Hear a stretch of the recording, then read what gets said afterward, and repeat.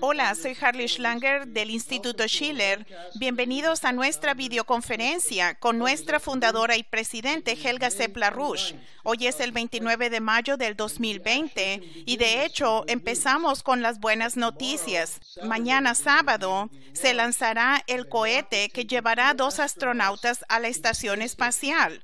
Lo que es importante es que este es el primer cohete en 9 años que va a despegar desde Estados Unidos y sucede justo en el momento en que la LaRouche PAC ha presentado un nuevo programa para crear 1.500 millones de empleos mundialmente y 50 millones nuevos empleos productivos en Estados Unidos. Y Helga, yo sé que esto es muy importante para ti, dado que la esencia de este folleto es un análisis completo del enfoque de la economía física que desarrolló tu esposo. ¿Qué es lo que piensas sobre la publicación de este folleto?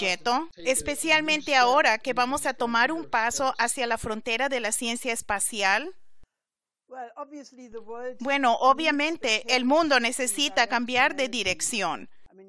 Tenemos una depresión, el sistema financiero está a punto de estallar, tenemos una pandemia, tenemos la amenaza de la hambruna, tenemos el caos social.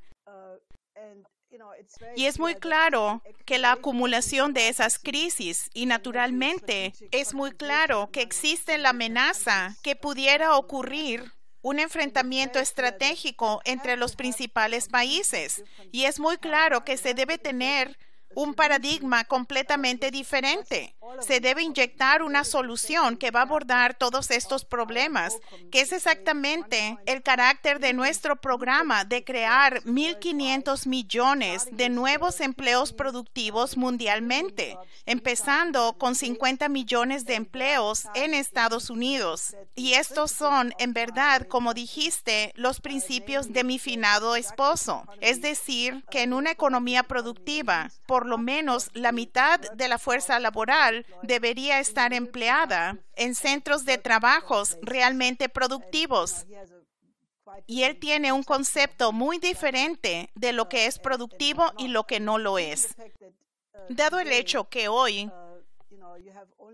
solo el 12% de la fuerza laboral en Estados Unidos está empleada en trabajos productivos y gran parte de ella, más del 70%, está en la economía de servicios. Y ahora, con las consecuencias de las políticas previas de los gobiernos de Obama y Bush, de hecho, la destrucción de más de 50 años del carácter productivo de la sociedad, que se tiene ahora casi 50 millones de desempleados en Estados Unidos. Por lo tanto, si la nación se va a recuperar de esto, se necesita un programa de inversión inmediato para crear 50 millones de empleos en Estados Unidos, dirigidas por tales áreas de frontera como el programa espacial Artemisa.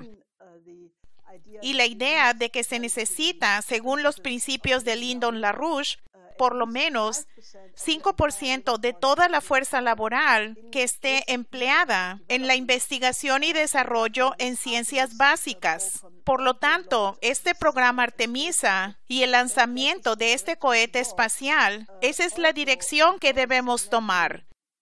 También debido a lo que Jim Bridenstine dijo hace poco, que la cooperación internacional en el espacio, lo que eleva a la principal potencia literalmente por encima del enfrentamiento geopolítico. Así que creo que esto es muy importante. También la idea del viaje espacial infunde el tipo de optimismo y eleva los ojos de la población a las estrellas, a los cielos, para ver que hay muchas fronteras por conquistar, e inculca simplemente un tipo de optimismo que es el ingenio del hombre que puede abordar todos los problemas y encontrar soluciones. Así que vamos a presentar este programa en las próximas semanas en gran detalle. Así que conéctense a nuestras diferentes páginas. Vamos a hacer una presentación virtual extra de este programa.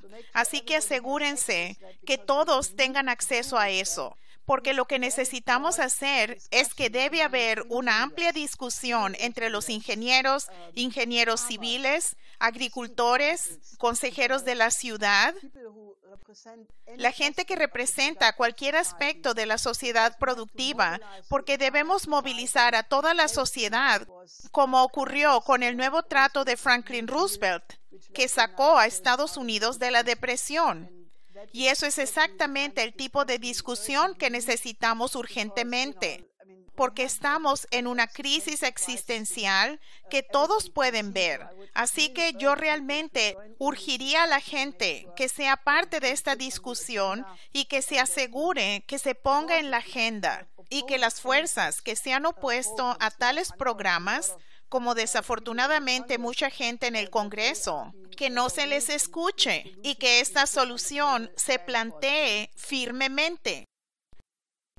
Hay un poco de eso con el llamado del presidente para que se implemente la ley de producción de defensa para enfrentar la situación con el servicio médico. Pero Helga, creo que es muy importante que la gente estudie esto, porque con el llamado para reabrir la economía, a menos de que se aborde esta crisis global, no hay una solución en Estados Unidos.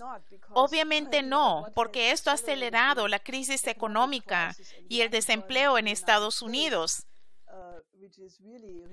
lo que ya está creando un gran impacto. Está realmente llegando a la esencia de la economía física de Estados Unidos. Si miras alrededor del mundo, esto está pasando en todas partes. Y a medida que se propaga la pandemia del coronavirus, ya hablamos de esto la vez pasada, amenaza una hambruna como resultado del derrumbe de la agricultura, también catalizado por el coronavirus, pero no la causa de esto. Hay el peligro que 300,000 personas podrían morir de hambre cada día. Ahora, la pandemia está llegando al hemisferio sur, exactamente como lo advertimos, y probablemente el peor caso es ahora Brasil. Hay una situación donde ya hay oficialmente 420,000 casos.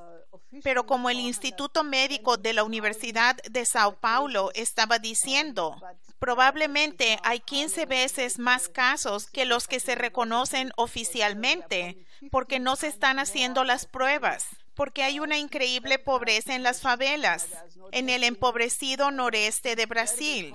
Así que ellos calculan que tal vez sean de 5 a 6 millones de personas infectadas. Y eso es tanto como el total de los casos en el resto del mundo.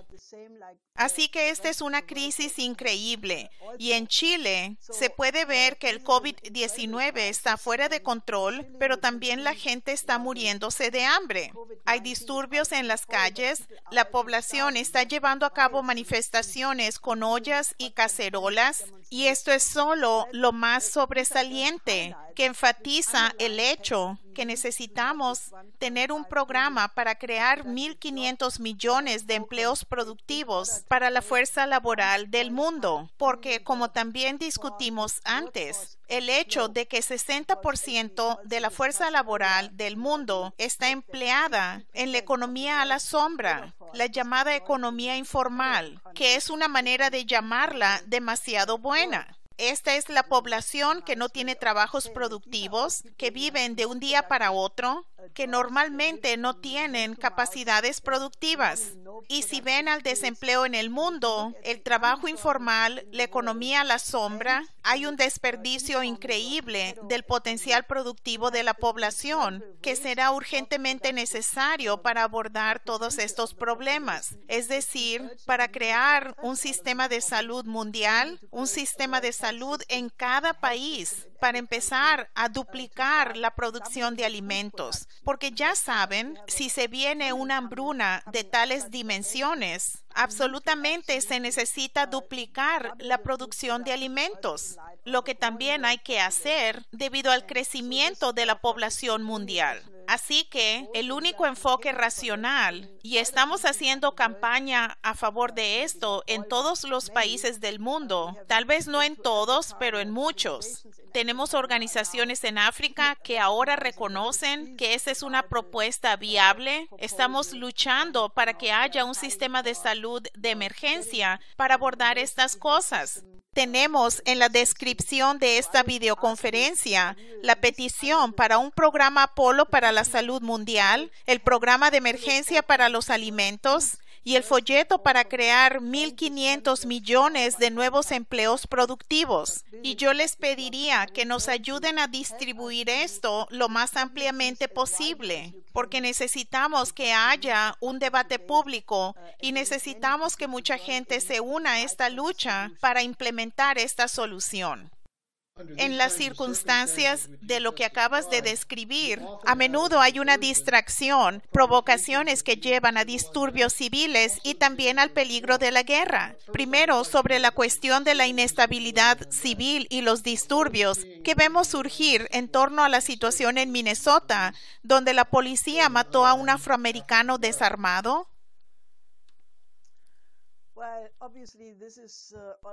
Bueno, obviamente, esto está haciendo que surjan más disturbios y solo demuestra, primero que nada, se tiene y desafortunadamente no se puede negar que hay un racismo latente en Estados Unidos, pero también en Europa.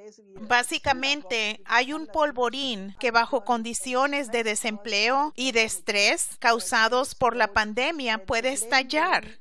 Y luego rápidamente empiezan con el juego de echarle la culpa. Así que no quiero hablar sobre los detalles particulares de este caso. El presidente Trump pidió que hubiera una investigación, pero el video que se hizo sobre el incidente no deja duda alguna de que este fue un asesinato, porque el hombre claramente indicaba que no podía respirar. No quiero comentar sobre esto, pero es solo una expresión totalmente horrible de lo que sucede a los seres humanos cuando no se respeta a cada vida humana como sagrada. El presidente Trump pidió que hubiera una investigación y esperamos esto llevará a que haya justicia. Pero de manera más fundamental, se deben eliminar las condiciones que han hecho que el país sea un polvorín, y eso solo se puede hacer si se tiene una recuperación económica real y la gente tiene de nuevo esperanza, porque bajo las condiciones de la desintegración, de las tensiones sociales, las tensiones raciales, todo esto tiende a estallar. Ahora faltan 5 meses para las elecciones estadounidenses. Y con todo lo que está sucediendo, a menos que este programa se incluya en la agenda mucho antes de la elección, yo no veo que haya garantías de que habrá una elección, porque si se toma esto junto con la escalada estratégica, solo puedo reiterar que necesitamos un cambio en el paradigma muy rápidamente, tanto por las razones internas en Estados Unidos, pero de manera enfática internacionalmente también. Y también vemos que se endurece el tono en contra de China, de gente como Pompeo, con relación a la nueva ley para Hong Kong. ¿Cuál es el trasfondo de esto? ¿Qué es lo que necesita saber la gente? Porque claramente Pompeo se ha pasado de la raya, pero él está impulsando que tengamos un nuevo enfrentamiento con China. ¿Cuál es el trasfondo de esto? Bueno, lo que está sucediendo es que la desestabilización en contra de Hong Kong no empezó con lo que el Congreso de la República Popular de China decidió, es decir, crear una nueva ley para que la ley de seguridad de China se aplicara en Hong Kong, que es su derecho, porque es su respuesta a lo que sucedió antes, es decir, los disturbios que fueron promovidos durante bastante tiempo por los británicos, por la gente como el exgobernador Patten, que lo dijo claramente. Estaba el Proyecto Nacional para la Democracia financiando y entrenando a la gente. De hecho, se llevaba a cabo el terrorismo en Hong Kong y el Occidente fue totalmente hipócrita y mentiroso, llamándoles a estos terroristas luchadores por la libertad y proponentes de la democracia, cuando en realidad esa gente o muchos de estos manifestantes eran terroristas empleando la violencia en contra de la policía, en contra de la jefatura de la policía. y la situación realmente empezó a salirse de control. Ahora Pompeo está amenazando, yo no sé si ya lo ha hecho o si está a punto de hacerlo, de eliminar el estatus de autonomía de Hong Kong, que se supone que va a afectar a China financieramente y económicamente, porque el estatus de autonomía de Hong Kong permitía que Hong Kong se usara como un centro financiero internacional, lo que no tiene una historia muy buena, porque la gente debe tomar todo esto y remontarse a las guerras del opio, a las campañas militares de Gran Bretaña en contra de China en el siglo XIX, que es la razón de por qué Hong Kong estuvo bajo control del Imperio Británico en primera instancia. Así que Hong Kong no pertenece a los británicos, pertenece a China. Y de hecho, en 1997, Hong Kong básicamente fue retornado a China, pero por un periodo hasta el 2047, se suponía que iba a tener tal estado provisional como parte de un país, dos sistemas al mismo tiempo. Pero eso ha sido básicamente quebrantado por las acciones militares instigadas desde el extranjero y las acciones terroristas en Hong Kong.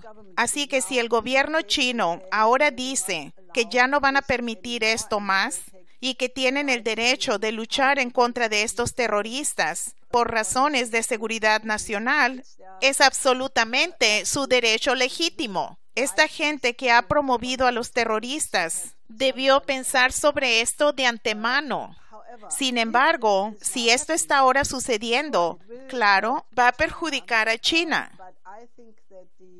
Pero yo creo que la habilidad de la economía china de enfrentar las consecuencias de no tener acceso a Hong Kong ya más va a afectar a China, no hay duda. Pero yo no creo que la gente que ha estado haciendo esto lo ha pensado bien, porque Hong Kong no es solo un lugar financiero para China, sino también lo es para todos los bancos internacionales. Y muchas cosas provenientes de este comercio del opio todavía están llevándose a cabo y serán eliminadas. Así que Hong Kong podría ser el catalizador de peores consecuencias para el sistema financiero internacional. Así que realmente creo que se estarían dando un tiro por la culata. Y creo que es muy importante entender la larga historia de contención y, de hecho, las operaciones militares que se llevaron en contra de China por parte de los británicos, los franceses, los japoneses durante los previos siglos. Y yo creo que China ha salido de eso con la determinación absoluta de que nunca jamás va a permitir el tipo de sufrimiento y daños que ocurrieron durante esas operaciones. Y ahora China es suficientemente fuerte para asegurarse que no va a volver a sufrir eso. Pero si esto se pasa de la raya, y pueden ver por el tono en los medios chinos que se está volviendo más firme, más duro, y anunciaron que podrían contestar con medidas muy duras, tales como imponiendo sanciones a las empresas estadounidenses, como básicamente cerrando ciertas operaciones económicas en Hong Kong. Pero al mismo tiempo, siempre dicen que es mejor renegociar, regresar a la manera diplomática de resolver los problemas. Pero yo solo puedo decir que este conflicto entre China y Estados Unidos es probablemente el conflicto más peligroso estratégicamente, porque como dije muchas veces, la idea de que se puede contener a un país de 1.400 millones de personas cuyo gobierno ha establecido una política económica correcta, enfatizando el progreso científico y tecnológico, no se puede contener eso.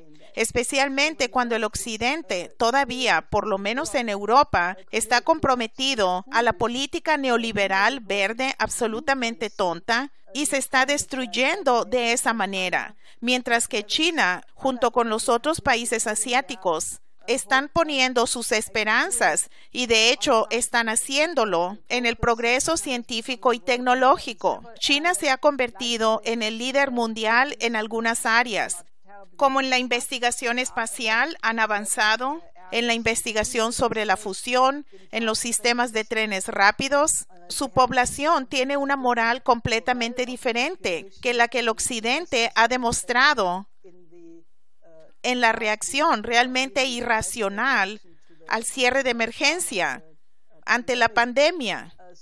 Así que está lista para surgir. Y si quieren detener eso, la única manera en que pueden detener eso es con la Tercera Guerra Mundial. Y China dijo, dado a que sus autodeclarados oponentes saben que China tiene ahora un poder militar muy poderoso y no piensan que arriesgaría el ir a una tercera guerra mundial, que la única carta que les queda es separando las economías. Ahora, de nuevo, dada la interconexión y a la interrelación de la economía mundial, si se impulsara que se separara la economía estadounidense de la de China, obligando al resto del mundo a tomar partido entre estos dos bloques, en una nueva guerra fría, dada la condición de la economía mundial en este momento, yo creo que no duraría mucho y que llevaría a un derrumbe gigantesco tanto del sistema financiero como de la economía real. Y de este caos podría surgir todo tipo de peligros, incluyendo el de la guerra. Y lo que tú describiste antes es el mismo grupo de promotores del cambio de régimen involucrado en el Russia Gate y en los ataques del Ucrania Gate en contra del presidente Trump, incluyendo George Soros y toda la pandilla de especuladores de la City de Londres. Es la misma red que ahora está atacando a Argentina, ¿verdad? Oh, sí, lo que veremos en los próximos días, si Argentina no sería uno de esos puntos catalizadores que lleven a una reacción en cadena del derrumbe del sistema financiero. Argentina no pagó alrededor de $500 millones en pagos de intereses. Y ahora la Asociación de los Derivados tomará la decisión si este fue un evento de crédito o un impago o no. Y ahora los contratos de permutas de cobertura por incumplimiento crediticio podrían activarse y esto podría llevar a tal catalizador. Todo esto deja absolutamente claro que lo que exigió Lyndon LaRouche de establecer un nuevo sistema de Bretton Woods es absolutamente urgente. Y de nuevo, no se puede hacer en un nivel inferior. Debe ocurrir desde el nivel más alto de los principales países. Estados Unidos, Rusia, China e India tienen que unirse y decir, miren al mundo, miren todas las crisis que se salen de control. Tomamos la responsabilidad para el futuro de la humanidad y declaramos que le vamos a dar a todo el mundo una nueva dirección de la cooperación internacional, porque el enfrentamiento solo puede significar una tercera guerra mundial. Y por lo tanto, vamos a declarar un nuevo sistema de Bretton Woods. Ellos van a declarar un programa para la creación de 1.500 millones de nuevos empleos. Van a cooperar para que cada país tenga un sistema de salud decente y van a actuar juntos para duplicar la producción de alimentos y van a empezar a industrializar a África, a reconstruir al suroeste de Asia. Todas estas cosas se pueden hacer fácilmente si se moviliza la voluntad política, pero significa enfáticamente que tenemos que deshacernos de los guerreristas. Y yo creo que lo que el presidente Trump dijo sobre John Bolton, que si él no lo hubiera corrido, ya habrían 6 guerras mundiales. Bueno, tal vez hay otros en su gobierno sobre los que se puede decir lo mismo. Y yo creo que el presidente Trump está en una situación realmente muy difícil con todos los aspectos que describí. Así que creo que debemos tener una movilización donde la población lo apoye en contra de estos guerreristas. La campaña en contra de China en Estados Unidos solo puede llevar a una catástrofe para toda la humanidad. Y fundamentalmente es completamente injusta porque todas las acusaciones que se hacen en contra de China son ridículas. La publicación alemana T-Online publicó una documentación sobre los muchos errores que hizo el gobierno alemán al no responder ante las advertencias de la Organización Mundial de la Salud a principios de enero. Estuvieron dormidos en febrero y solo hasta marzo, cuando surgieron los casos del coronavirus en Alemania, empezaron a buscar por máscaras y ropa de protección y todo esto. Y naturalmente hubo un gran caos. Así que hay otros países que claramente no respondieron a las advertencias de China y de la Organización Mundial de la Salud. Así que la verdad no es algo de la que son dueños gente como Pompeo, sino que la verdad se puede demostrar muy claramente en términos de una cronología de lo que sucedió y cuándo. Y la principal razón de por qué esta es una pandemia no tiene nada que ver con el coronavirus. Tiene todo que ver con el sistema económico liberal, la destrucción del sistema de salud por parte del gobierno de Bush y Obama, y ellos básicamente crearon las condiciones, incluso la falta de desarrollo de los países en desarrollo, de manera que el virus pudo convertirse en una pandemia. Así que es importante no mezclar las cosas, y el juego de culpar a alguien tiene que acabar. Implica el peligro de la Tercera Guerra Mundial y la gente debe despertar ante eso. Helga, se nos está acabando el tiempo, pero hay dos temas que quiero mencionar. Uno es que vimos que la Unión Europea llevó a cabo otra política de rescate disfrazada de un tipo de esfuerzo para revivir la economía. ¿Qué puedes decir sobre eso? Ese fue un desastre total. Y solo puedo esperar que la oposición que ya es visible en contra de esto sea lo suficientemente fuerte para ponerlo en el cesto de la basura. Esta es una propuesta de Ursula von der Leyen, la presidenta de la Comisión de la Unión Europea, de 750.000 millones de euros durante 5 años, que se supone son para mostrar solidaridad a los países europeos miembros más débiles. En realidad, y eso lo han discutido muchos claramente, en Italia en particular, este es un esfuerzo para transformar a la economía alemana según la fantasía del trato verde, que es el proyecto favorito de von der Leyen. Si ven a este programa, y básicamente va a significar solo invertir en los proyectos de renovación verdes, la renovación verde de la vivienda, de la energía solar, de la energía eólica, para 1 millón de estaciones de carga para los carros eléctricos. Quiero decir, todas son cosas que son de acuerdo a este nuevo trato verde, que si se implementaran, significaría que Europa quedaría completamente a un lado.